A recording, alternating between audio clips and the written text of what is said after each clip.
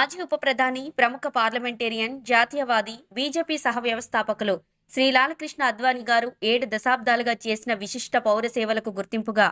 దేశ అత్యున్నత భారతరత్న పౌర పురస్కారాన్ని అందజేసిన రాష్ట్రపతి శ్రీమతి ద్రౌపది ముర్ము గారు